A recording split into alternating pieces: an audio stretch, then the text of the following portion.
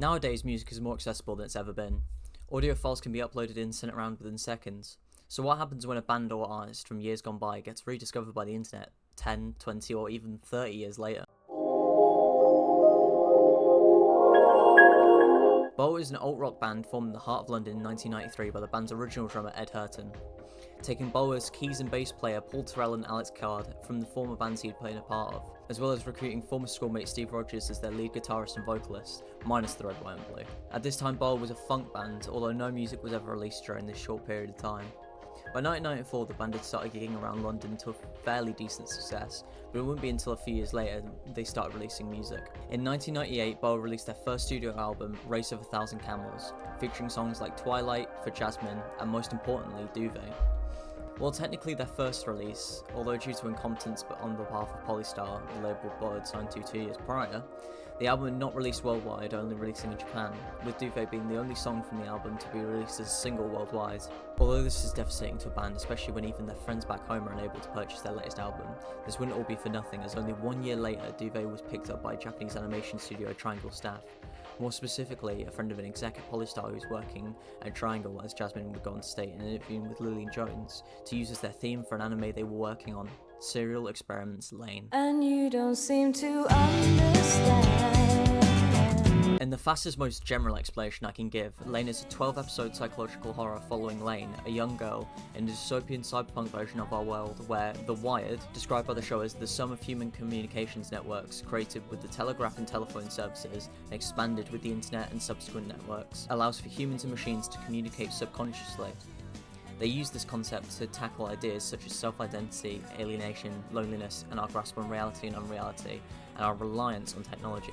I promise you that is as to the point and brief as I could make that. Which asks the question, why Duvet? For the time and even now, for a Japanese show to use English vocals, let alone a track made by a British alt-rock band, was a bold and somewhat strange move, which is why it made the perfect fit for Lane. The song's twinkly keys contrasted by the raw emotion portrayed by the lyrics, and Jasmine's performance of both her vocals and rhythm guitar reflects Lane's deeply complex themes and exploration of human emotion.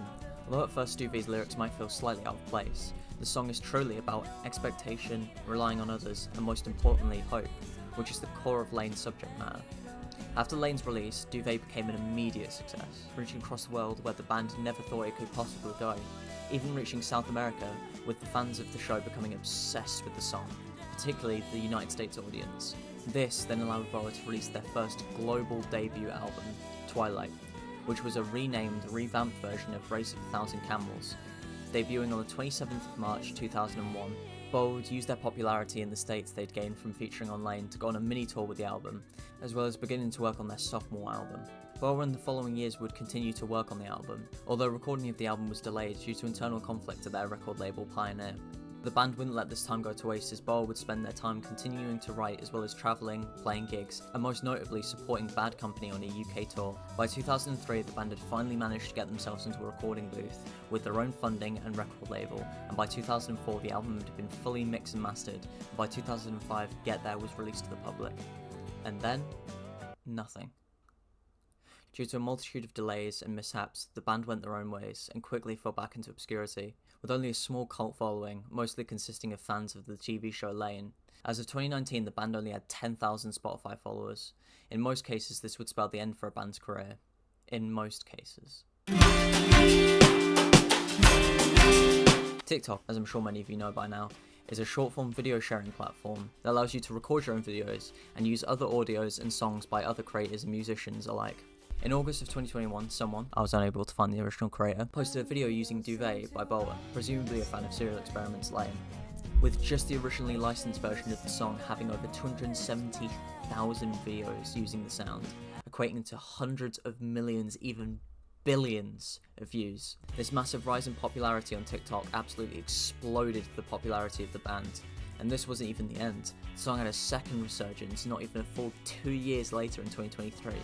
Which is when I first encountered Boa. Today, Duvet stands at 819 million listens on Spotify alone, with other songs off of the album Twilight also having tens of millions of listens. The band were in total disbelief. Alex recounts his reaction at the time. We were surprised and really happy people liked the song. When the label started to contact us, we thought, oh okay, this is pretty crazy. The band had gone from not making music together in 18 years to being one of the hottest artists at the time in a matter of days. The band, in their own words, leaped at the chance to make new music when approached, and instantly began working on their new album, which would come to be known as Whiplash, releasing in 2024, 3 years after the initial boom into success, on the 18th of October, my birthday! Yay! Being incredibly well received by a new audience, Duvet had also earned them an international tour, performing shows all over the UK, Europe, North and South America, even playing festivals like Lollapalooza, but Duvet hadn't just given Borrow their career back. 2023 was possibly the worst year of my life. I'd strayed from many of the friends I'd had all my life, my mental health was at an all-time low, and I was struggling to get myself by even day by day. One day when I opened TikTok like I normally do, I came across a video using Duvet as the audio, and I just burst out crying. All this pent-up emotion flooding out, I realised there and then that I wasn't alone. There were hundreds upon thousands of people who had been in or were in the same place I was, and this song quantified that. It had brought people together. Sometimes the most comforting thing is knowing that you're not alone. Duvet helped me get through a lot of the struggle I was facing, and it still does to this day. It serves as a reminder that no matter what, everything happens for a reason, and no matter how much time we spend worrying if things will work out, if life gives as well as takes, everything will always work out in the end.